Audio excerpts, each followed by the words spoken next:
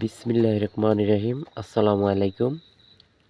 তো একজন ভাই কমেন্টে আমাকে প্রশ্ন করছেন যে মুরগির খামার কোন সময়ে শুরু করব। একদম ভালো একটা প্রশ্ন করছেন।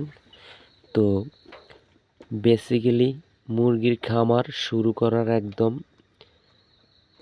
বেস্ট সময় হচ্ছে শীত যখন শেষ হয়ে গরম শুরু হয় তখন তখন আপনারা মুরগি খামার শুরু করবেন। যেমন মুরগির বাচ্চাটা বোরিং করার একটা ব্যাপার থাকে, তো সেই ক্ষেত্রে সুবিধা হবে নতুনদের জন্য। আর যারা মুরগির খামারের উপরে অভিজ্ঞ, তো তারা তো যে কোনো সময়ে শুরু করতে পারবে। তো বেস্ট এটাই সময়। তো যারা শুরু করতে চান শীত শেষে গরমের শুরুতে, ঠিক আছে, এই সময়টাতে আপনারা মুরগির খামার শুরু করতে পারবেন।